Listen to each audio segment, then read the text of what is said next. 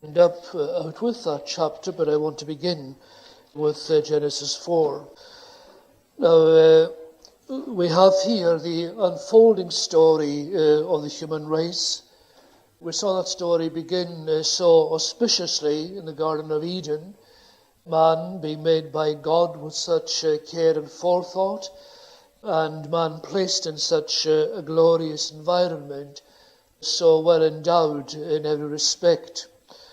And then we saw last time the story, the fall of the human race in Genesis 3, the revolt against God. And tonight I want to look with you at the way that the sin that began in a kind of small way in Genesis 3, how quickly it grows and escalates and leads to tragedy in Genesis 7 with the deluge and so on. And I suppose the underlying story here is precisely that, how sin grows and how quickly it develops its full potential. And this is signalized for us in the story of Cain in Genesis 4. And I want first of all to read with you part of this chapter. We'll read from verse 1 of Genesis 4. Adam lay with his wife Eve, and she became pregnant and gave birth to Cain. She said, with the help of the Lord, I have brought forth a man. Later she gave birth to his brother Abel. Now Abel kept flocks, and Cain worked the soil. In the course of time Cain brought some of the fruits of the soil as an offering to the Lord, but Abel brought fat portions from some of the firstborn of his flock. The Lord looked with favour on Abel and his offerings, but on Cain and his offering he did not look with favour. So Cain was very angry, and his face was downcast. Then the Lord said to Cain, Why are you angry? Why is your face downcast? If you do what is right, will you not be accepted? But if you do not do what is right, sin is crouching at your door. It desires to have you, but you must master it. Now Cain said to his brother Abel, Let's go out to the field. And while they were in the field, Cain attacked his brother Abel and killed him. And then the Lord said to Cain, Where is your brother Abel? I don't know, he replied. Am I my brother's keeper? The Lord said, What have you done? Listen. Your brother's blood cries out to me from the ground. Now you are under a curse and driven from the ground, which opened its mouth to receive your brother's blood from your hand. When you work the ground, it will no longer yield its crops for you. You will be a restless wanderer on the earth. And so on. We'll pick up later some more as we go through the story. All of us, I suppose, know the story, at least on the surface. And the whole story, again, between here and Genesis 6, shows the genius of the author of this book, because it is so well constructed and also so full of very careful detail. Let's pick up with the offerings of Cain and Abel. We saw that Abel kept flocks and Cain worked the soil, and they brought their respective offerings to God. Cain brought the fruit of the soil, and Abel brought the first fruits of his flocks as offerings to the Lord. And then we see that God didn't accept Cain's offering. Now the question is really, why so? What was it about Cain's offering that rendered it unacceptable to God, and why was Abel's, by contrast, acceptable to God? Now, it's often assumed or suggested that the answer lies in the fact that Cain brought simply a bloodless offering, whereas Abel brought a bloody sacrifice. And it's assumed that the whole key lies in this fact of blood as against non-blood. Now, I don't think that really explains the situation at all. Certainly, there is no hint in Genesis that it is more honourable to be a keeper of herds than a tiller of the soil. Apart from all else, Adam and Eve were tillers of the ground, and that makes that vocation perfectly honourable. A gardener was the primal occupation of man. We might even call Adam and Eve crofters. So anyway, they were tillers of the ground. We also know that in the Levitical code, that it was quite acceptable to offer cereal offerings to God, to bring fruit, corn of one kind or another, and even to bring wine and to offer that also as a sacrifice to God.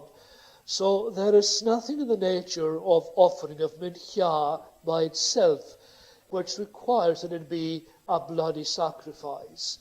And so the answer to this different reception does not lie, in my view, simply in the fact that the one was blood and one was not. There are two hints given to us in the story as to why God distinguished in this way between those two offerings. The first is this, that in verse 4 we read, "The Lord looked with favour on Abel and his offering. But on Cain and his offering he did not look with favour." Now the order there is significant, that there was an acceptance of the persons. They were right with God before they offered those sacrifices. There is God's favour to Abel preceding God's favour towards Abel's sacrifice. And it reminds us that unless we ourselves are as persons right with God, then no service of ours is acceptable to him. If we live outside God's favour, unreconciled to God, then nothing we do is acceptable to God. We're told in Proverbs that the ploughing of the wicked is sin. Now, it may be, in fact, more sinful for the wicked not to plough. But the point is, this person is wrong in relation to God. And until that is sorted out, the worship is itself unacceptable. So we put ourselves in the right with God first, and then we sort out the order of our worship. And you may recall that there is another similar incident to this, or a similar principle, in 2 Corinthians chapter 8 and 9, where we have the story of Paul's collection for the poor saints in Jerusalem. And he commends the Macedonians and their liberality, and how they had given to their power and beyond their power to this collection. But he first of all says a very important thing, that they first gave themselves to the Lord. It wasn't their offering first of all, but themselves first of all. And it looks very much here as if we are reminded of that same principle, that before Abel offered a sacrifice, Abel offered himself to the Lord. He said to the Lord, "I am yours. I am all yours. I am willing to spend and to be spent for you." And it is only against the background of that self-offering, that self-immolation, that Abel's offering is accepted. Whereas Cain, it is insinuated, had not offered himself to God and was not himself as a person in the right with God. The second detail relates to the different descriptions of the two offerings. In the course of time, Cain brought some of the fruits of the soil, but Abel brought fat portions from some of the firstborn of his flock. Now, the language suggests, I think, very clearly that Cain's offering was casual, was haphazard, and did not cost him a great deal in terms either of its intrinsic value or the care that he put into it. But he gathered in a very kind of informal way. He gathered some fruits and some seeds together, and he offered those to God. There is no hint that he chose the best or the most costly or anything of that kind. No hint, in fact, that the service cost him anything at all. Whereas if you look at Abel, he brought fat portions from some of the firstborn of his flock. Now, whatever our views of fat may be today, in the Old Testament, this was the very best portion. And fat portions from the firstborn, the most precious, the firstborn of the flock.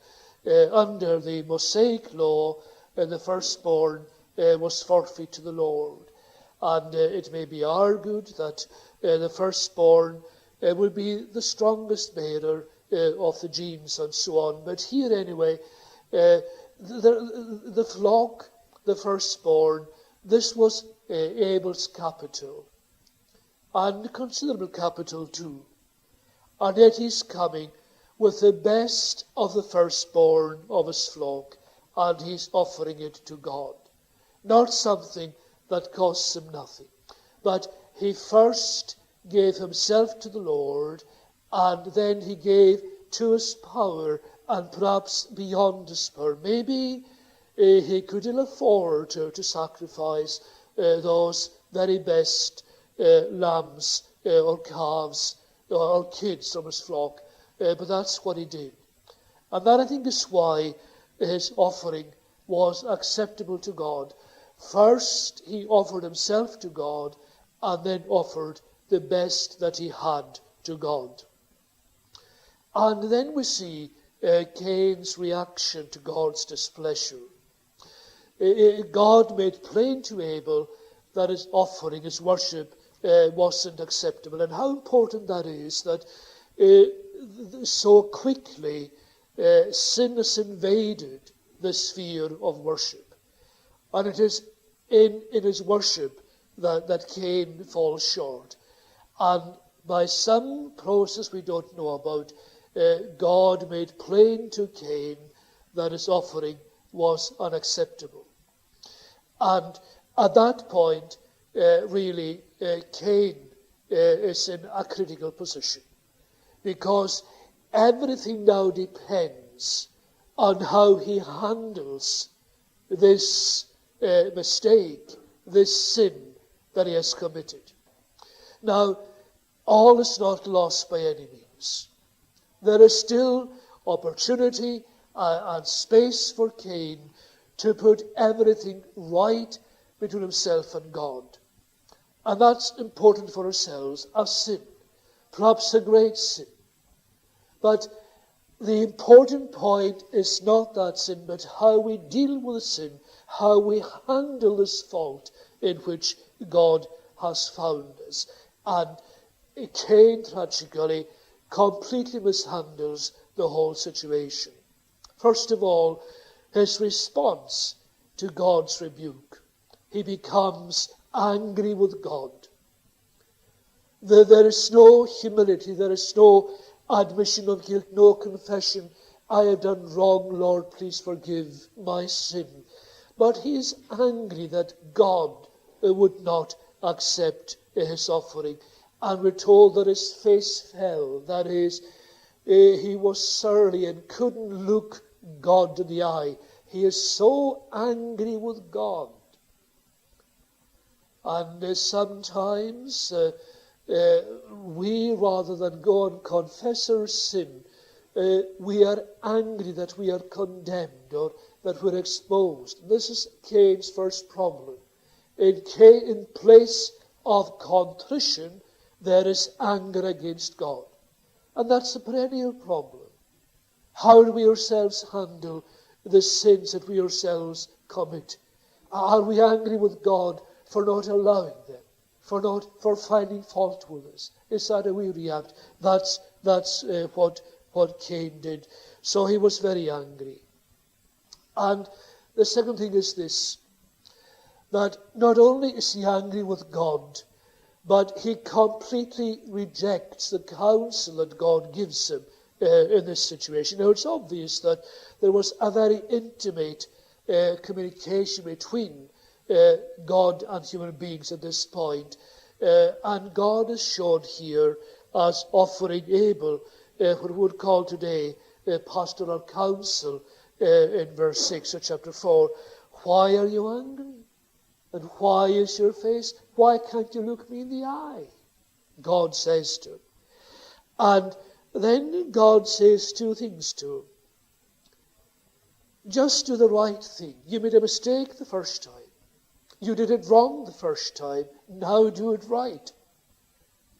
Being angry won't solve it. You've done wrong. You've done it wrong now.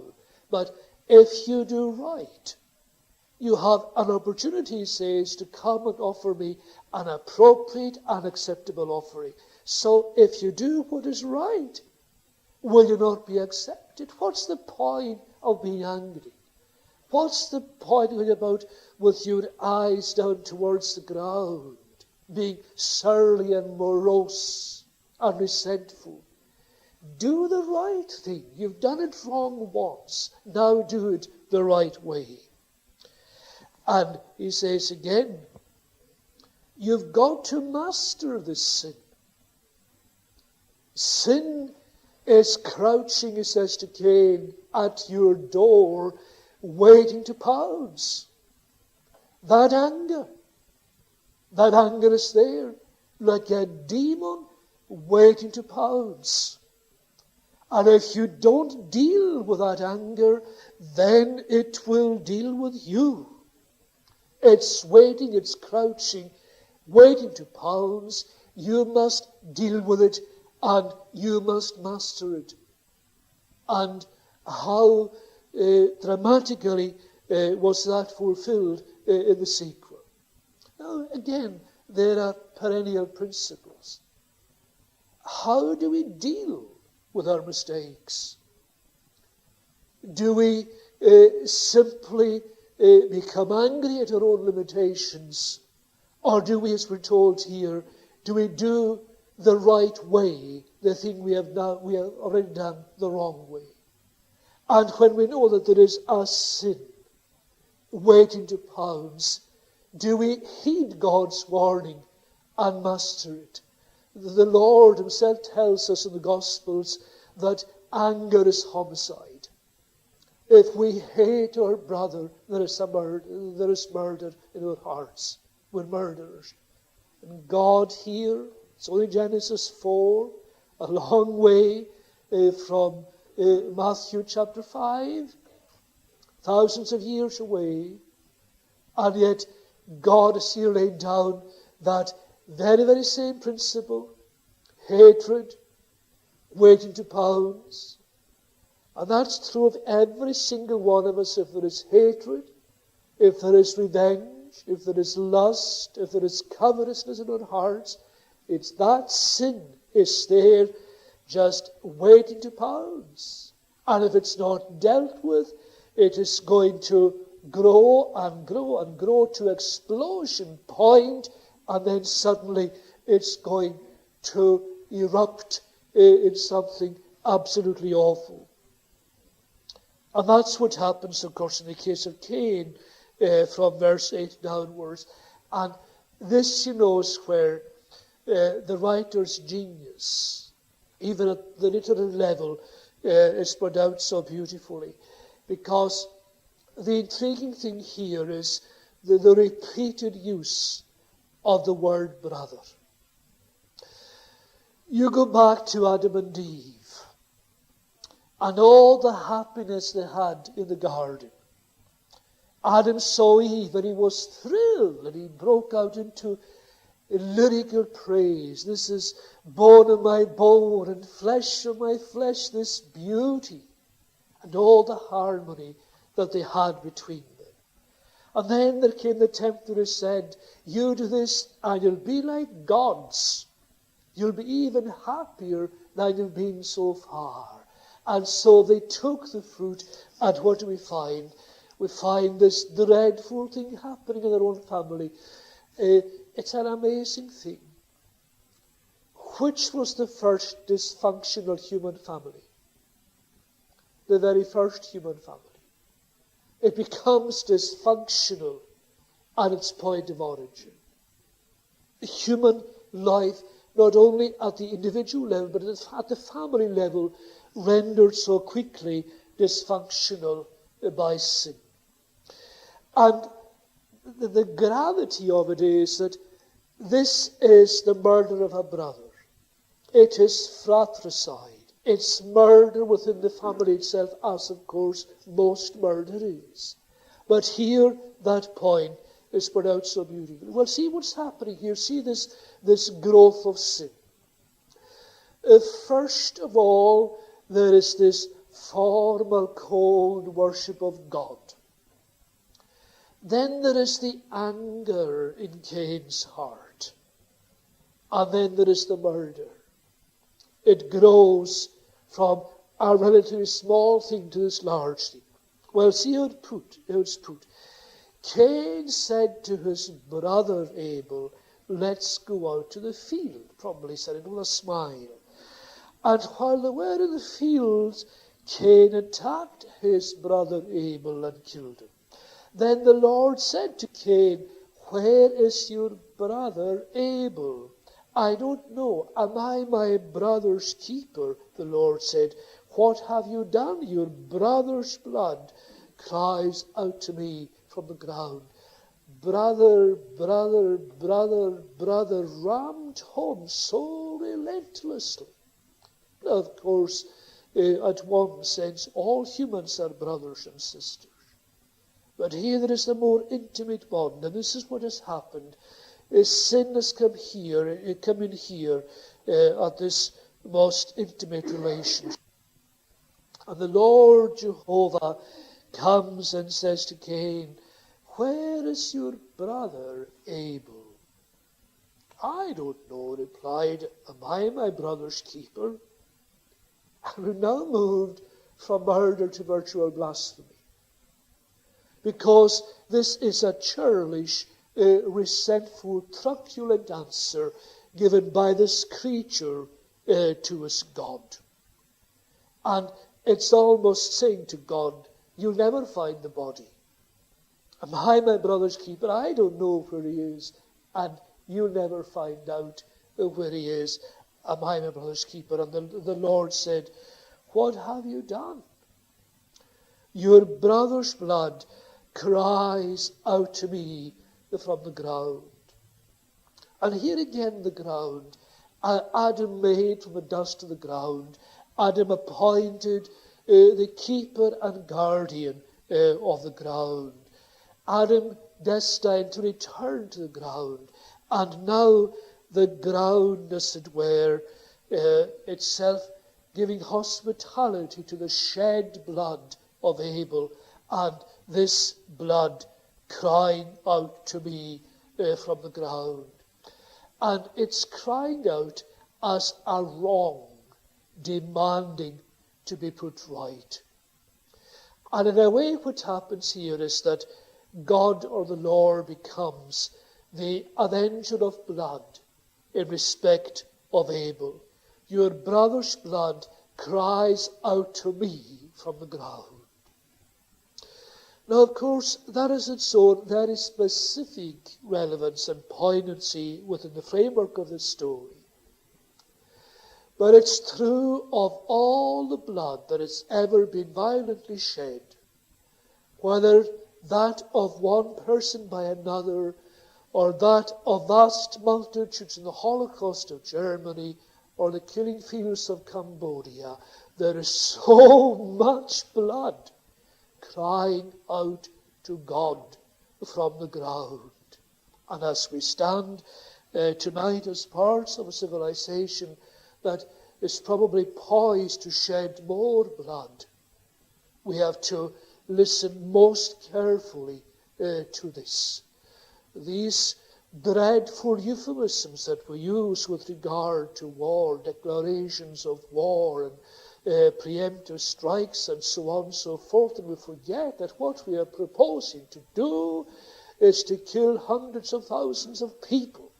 And sometimes that is justifiable. There is such a thing as a just war. But a just war is the just shedding of blood. And unless that blood is shed justly, then it will cry out from the ground for generations to come against those who perpetrate such enormities. Your brother's blood, the blood shed in the countless homicides of human history, that blood cries out to me from the ground.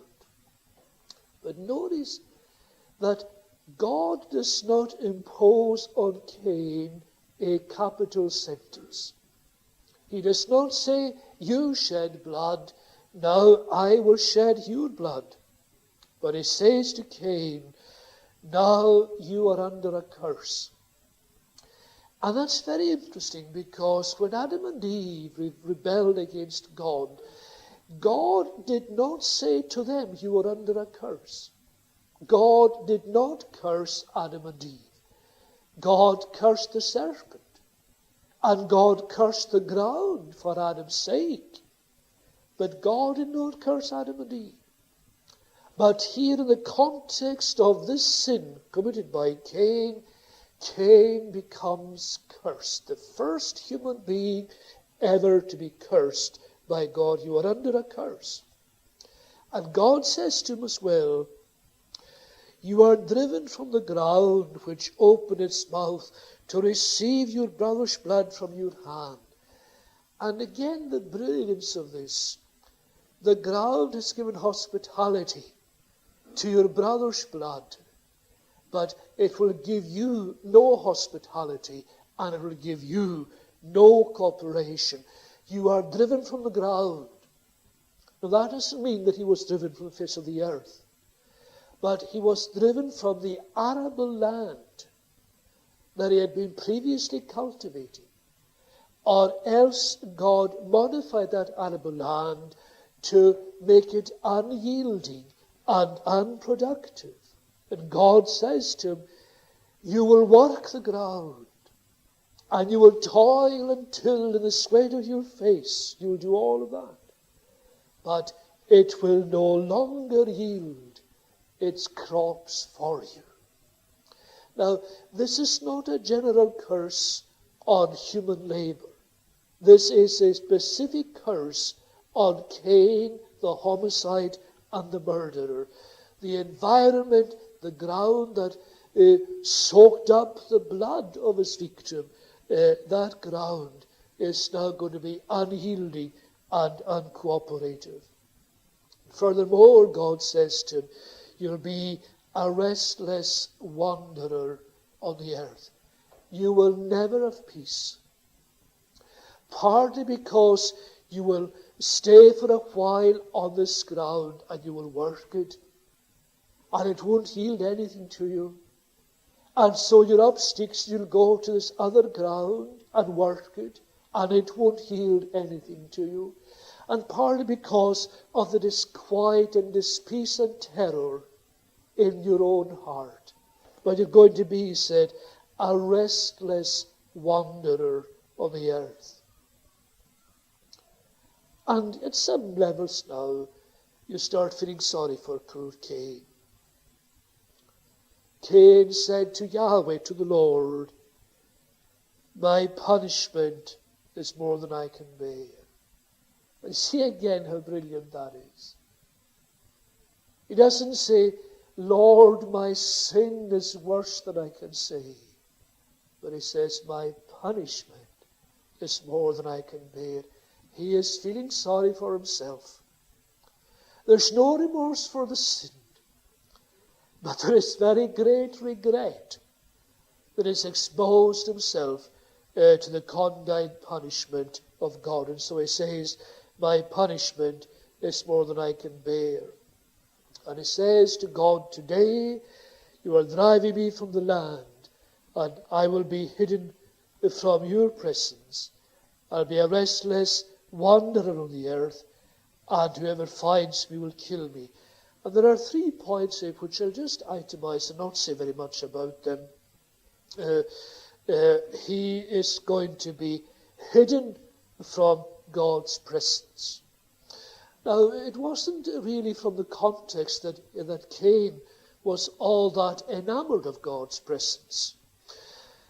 But I think that Cain was aware here that God was his only protector. And if he moved away from where Adam's family lived, if he moved away, then he wouldn't have God to protect him. He would lose his protector. And then he says, I'll be a restless wanderer on the earth, which is the point made earlier on in verse 12. You'll be a restless wanderer on the earth. And then he says, and whoever finds me will kill me.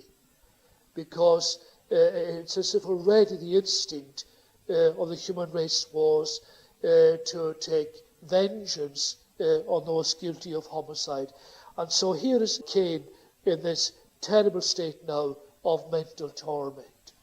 Not a word about poor Abel. Not a word about the dreadful guilt of his sin and crime against God and his brother, but so much self-pity.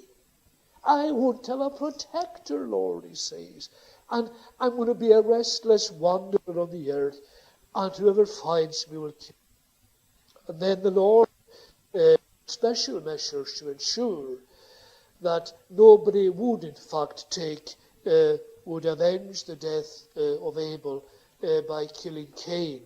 And we read that God vows that anybody who does in fact kill Cain will suffer vengeance 7 times over. And the Lord put a mark on Cain so that no one who found him would kill him. Now, I haven't seen any scholar today who thinks he knows what this mark of Cain was. In fact, it may be a sign, something that followed Cain wherever he was, that warned people and said, this man, in a way, this man is Korban. This man is God's. He is dedicated to God. It may be dedicated as a cursed person. But he says, this person belongs to me. And any vengeance I will execute, and none of you must touch this man Cain. And in a very interesting way, God does become Cain's protector. Now, of course, ultimately, Cain goes to face God for his final judgment. But during his earthly sojourn, God grants to Cain this protection. And then the crucial thing here, Cain went out from the Lord's presence, or from the presence of Yahweh, and lived in the land of Nod, east of Eden. Now, in many ways, all that follows with the Canaanite civilization stems from that. He goes out from the presence of Yahweh, and he lives in the land of wandering, which is what Nod or Nod means. And all we know is that it was east of Eden. And this simply confirms the earlier sentence passed by God that Cain would be a restless wanderer, wandering aimlessly, wandering in paranoia for the rest of his earthly existence. But note fundamentally, he went out from the presence of the Lord. Well, so much for Cain. I want to move on to look for a moment at Cain's descendants, and especially at this man Lamech. Now, what we have here is a whole race whose culture is conditioned by one fact. They have gone out from the Lord's presence. This is a godless civilization. It has no word from God. It has no desire for God. It has no respect for God. It has gone out from the Lord's presence. That is the key feature here of this Canaanite civilization. It is a civilization without God. And we see the outcome of that in this man Lamech. And I want to turn to Lamech for a moment. We meet him down from verse 19. Well, I might actually go back just a little before that. In fact, we'll take the story up at verse 17. Cain lay with his wife, and she gave birth to Enoch. Cain was then building a city, and he named it after his son Enoch. To Enoch was born Irad, and Irad was the father of Mahujael, and Mahujael was the father of Methushael, and Methushael was the father of Lamech. And that's why I've read those verses, because of those very, very difficult names. Because they're interesting. They're interesting because here is a godless civilization, and yet it gives its children the holiest possible names. Because you see there in those two names, Mahujael and Methushael, you find the word El, the Hebrew word for God. It's also in Bethel, it's in Elijah, it's in Elisha, it's in Emmanuel, it's in Elimelech. El was a component of many of the names of the Hebrew families. But here you see it's a family which has gone out from the presence of the Lord. And yet it has this residual awareness of God, as you find in Romans chapter 1, that man has an ineradicable sense of deity, what Calvin calls the sensus deitatis, the awareness of God. And here in those descendants of Cain, there is still so much memory of God that they use those names as if, lapsed Christian families would be still calling their children David and Joshua and Samuel and so on, and Joseph and Michael. Some of those names would have some particular saving impact upon the children. So here, in this godless civilization, we still have those intriguing names. Now we're told Lamech married two women, one named Adah and the other Zillah. Now again, it's just thrown out, you see, but here we find again sin rampant, because here is bigamy, a direct violation of God's commandment of monogamy. Adam and Eve were to forsake all others, and they were to cleave to each other, and they were to be one flesh. And what's interesting here is this. We're only in the 7th generation from Adam, and yet already we have bigamy. The sin didn't take millions of years to work itself through society. Homicide in the 2nd generation and bigamy in the 7th generation. So he married two women, one named Adah and the other Zillah. And Adah gave birth to Jabal. He was the father of those who live in tents and raised livestock. His brother's name was Jubal. He was the father of all who play the harp and flute. Zillah also had a son, Tubal-Cain, who forged all kinds of tools out of bronze and iron. Tubal-Cain's sister was Naamah. Lamech said to his wives, Adah and Zillah, listen to me, wives of Lamech, hear my words. I have killed a man for wounding me, a young man for injuring me. If Cain is avenged 7 times, then Lamech 77 times. Now, there are two amazing things happening here, and I can put them this way. One is that these people were brilliant at mastering their own environment. And secondly, they were hopeless at mastering themselves. Let's take these in turn. Master their environment. Now, as I said, they are godless. They are the serpent's seed. They are the world, to use the New Testament term. They're godless. And it is among the godless that we find the origins of civilization. Civilization begins not among the godly, but among the godless. And there are several indications of that here. For example, we find in verse 17, Cain was then building a city. Now, this is very interesting because we're told that Cain was to be a restless wanderer. And you might think, well, if he was wandering, why was he building a city? Now, a city in those days may have been a very simple collection of residences with a simple wall around them. And I suspect that, in fact, it shows, just again, Cain's paranoia. He has to build a walled city. And the narrative is so clever, I think, it doesn't say that he built it, that he ever finished it. Because the curse said he was to keep on wandering. But we're told that he was building it. We don't know that he ever completed it, but he was building a city.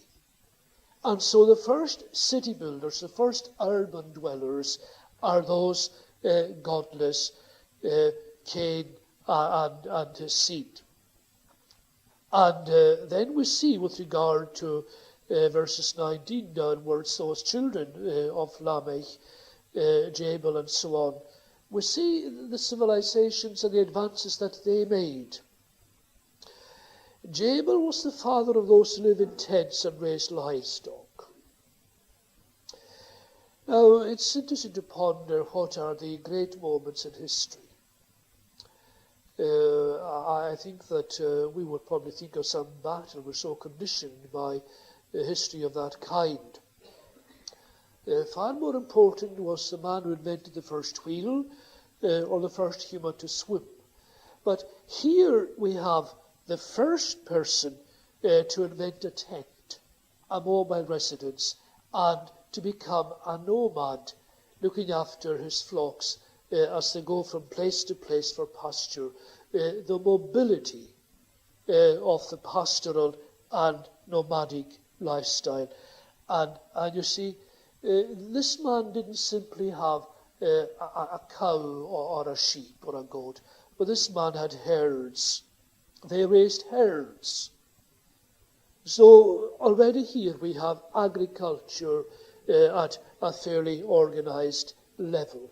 The tent dweller, who is also a herdsman. And then Jubal, he was the father who played the harp and the flute.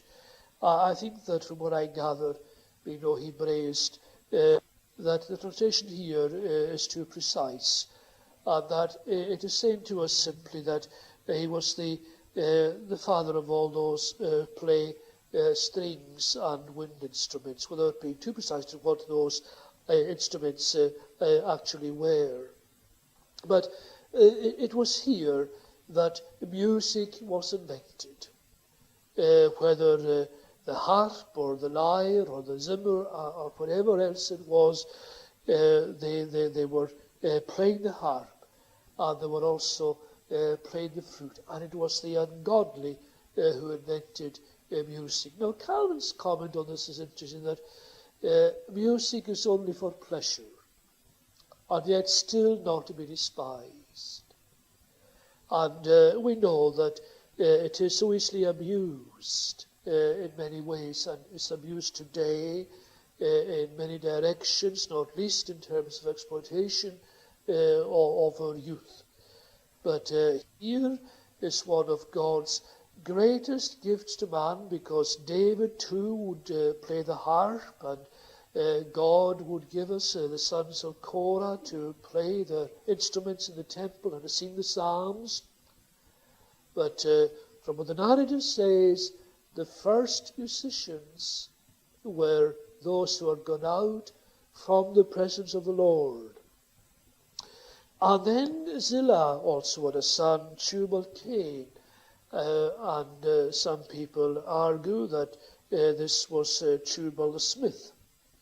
But anyway, he was Tubal-Cain, and he was the inventor of metallurgical skills, the work making sharp instruments.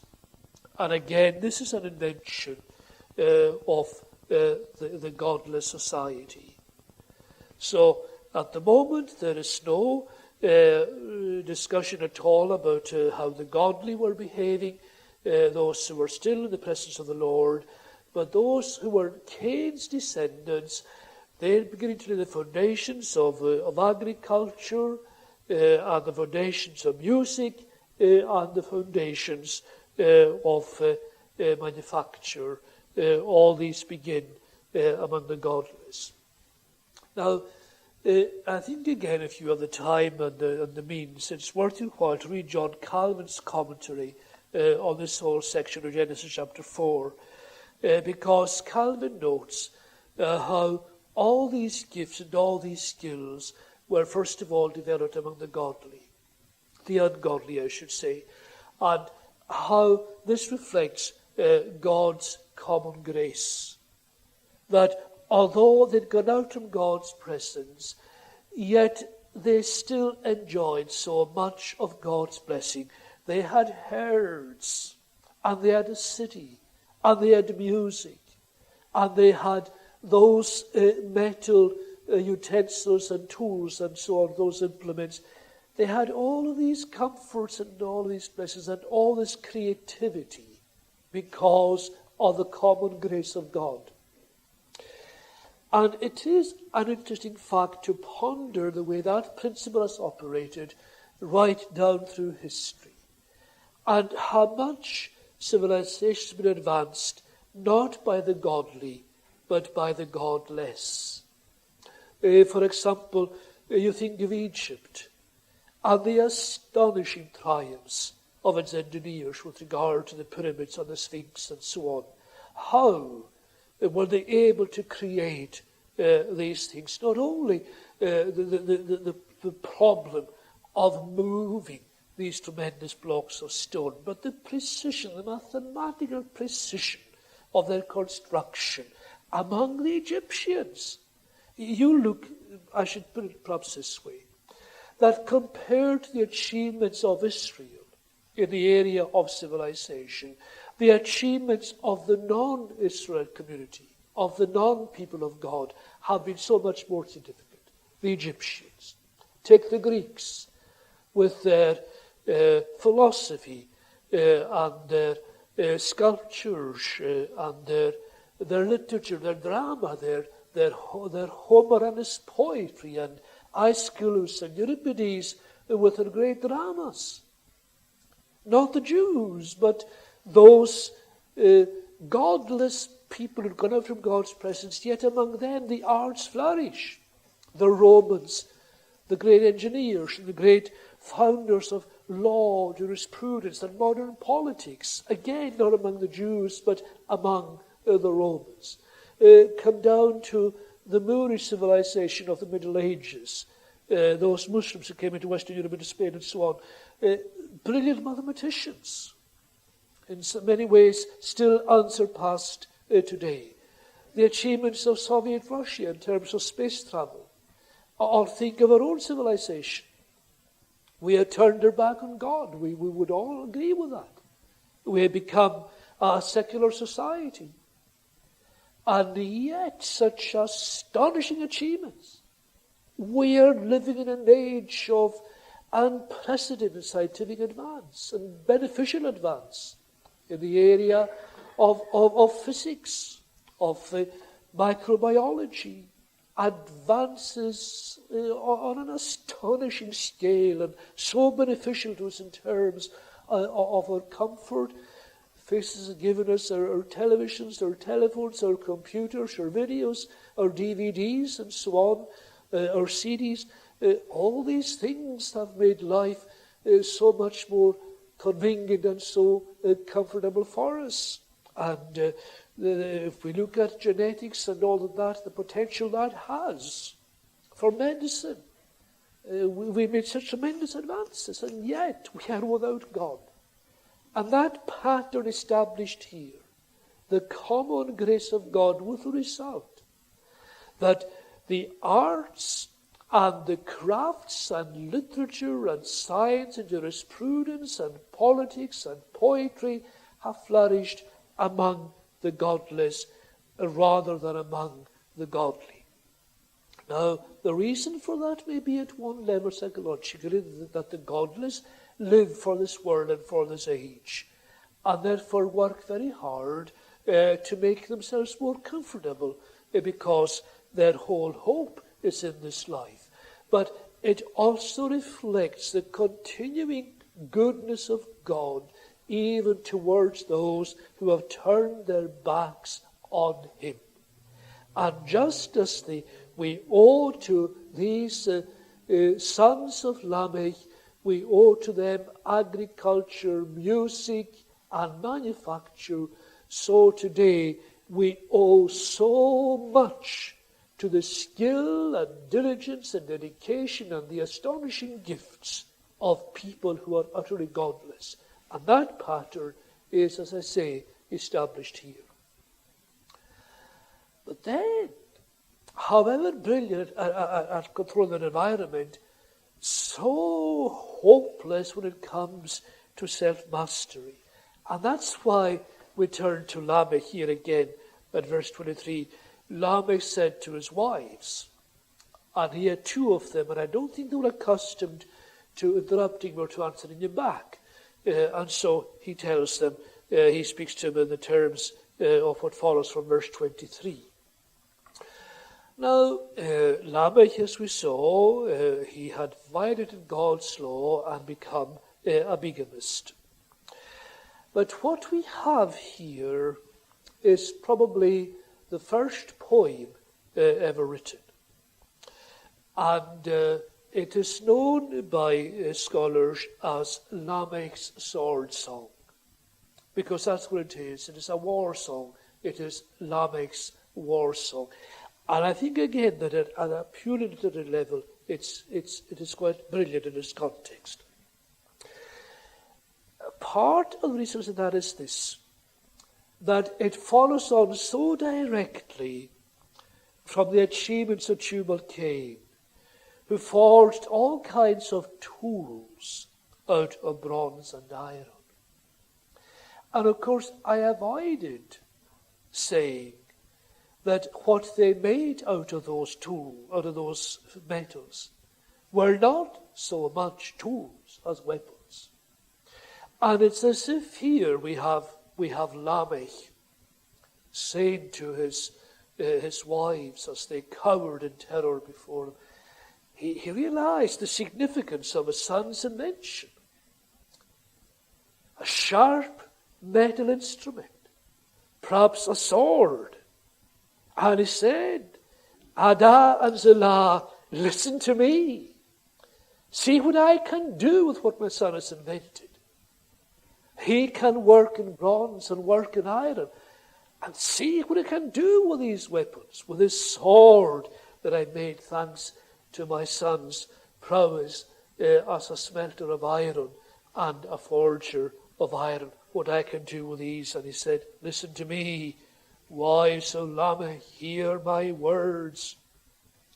And the tenses are awkward, but on balance, this is a declaration of intent, not a declaration of actual past achievement. I will kill the man who wounds me. I will kill the young man who injures me. Now, the glory or the inglory of this, in a way, is that here is the spirit of vengeance, of revenge. Somebody has wounded Lamech, or may hypothetically one day wound Lamech. And he's saying, I'll get my revenge. And it won't just be a wound I'll give him, but I'll kill him. If he wounds me, I'll kill him. And if a young man injures me, then I won't just injure him, I'll kill him. And the word injury here, I think, obscures the real word, which says, if he bruises me, if anybody bruises me, I'll kill him. And he then takes up, almost again blasphemously, what God has said in respect of Cain. If Cain is avenged 7 times, then Lamech 77 times. And it was this, I suspect, that the Lord had in mind when he spoke of the need to forgive 70 times 7. The contrast to the attitude of Lamech here. But this loss of self-control, this vengeful, arrogant spirit that takes 2 wives and then sees the potential of these new skills that they've acquired as a race, and then vows vengeance on anybody who crosses his path. Now, I needn't point the lessons. How often have the inventions of science, the advances of technology, been prostituted to the purposes of war?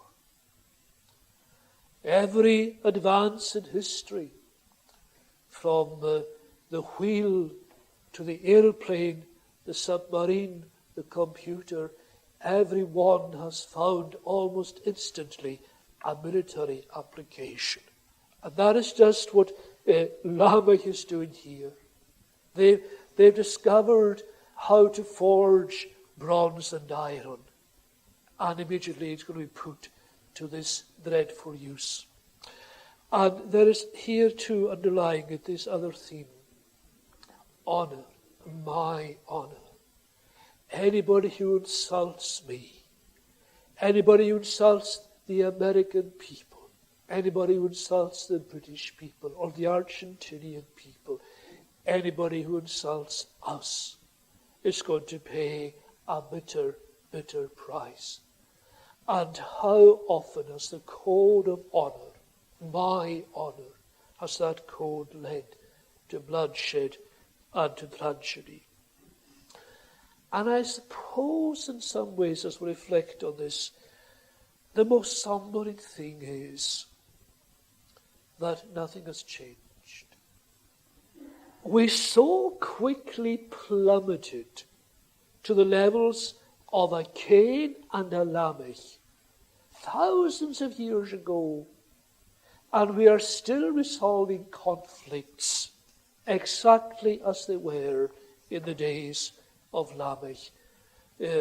We have just left behind us the 20th century, and it is known and will be known, at least so far, as the bloodiest century in history. Civilized man with his aeroplanes, with his computers, with his radar, with his knowledge of chemistry, of nuclear science, with his laser beams, with his space travel, with his rocket science. What is he going to do? He's going to do with those just what Lamech did with the first sword that human ever handled. And it is the most depressing thing. The century of the Holocaust, the century of the killing fields, the century of Rwanda, the century of Uganda, that just behind us. We have learned nothing from thousands of years of conflict. Before I close, let's just carry the story forward a little. We see that at the end of chapter 4, we focus briefly on Seth. And we're told in the last verse, at that time, men began to call on the name of the Lord. Probably the first gatherings for public worship took place in the lifetime of Seth. And then we have in chapter 5 the list really of the descendants of Seth, right down to the emergence of Noah. And you'll find if you look at the names in Genesis 5 that they are sometimes very similar to those in the list of the descendants of Cain. For example, there is a Lamech and there is an Enoch in both of those histories. So that for all the differences, there were also similarities between the two civilizations. And of course we have alongside the line of Cain, which is chapter 4, we have the line of Seth in chapter 5. And that line includes such distinguished figures as Enoch and Methuselah and Noah, all of them preeminent in godliness. But what happens in chapter 6 is fascinating. In chapter 6 we have the story of the mingling of the races, when the two seeds come together. Now, I take it that's what's indicated to us in 6:1, when men began to increase in number on the earth, and daughters were born to them. The sons of God saw that the daughters of men were beautiful, and they married any of them they chose. Now, I think the most obvious interpretation here is that the sons of Seth married the daughters of Cain. And in that mingling of the races, we have a violation, of course, of God's order. Because God said, I will put enmity between the two seeds, between your seed and her seed. And from this point onwards, the earth plummets and corruption begins to fill the earth. It was an offense to God that the godly seed themselves married the daughters of men. And the Lord said, my spirit will not contend with man forever, for he is mortal. And then there were the Nephilim, the giants. And verse 5, the Lord saw how great man's wickedness on the earth had become, and that every inclination of the thoughts of his heart was so all the time. And we see that very quickly the earth was filled with violence.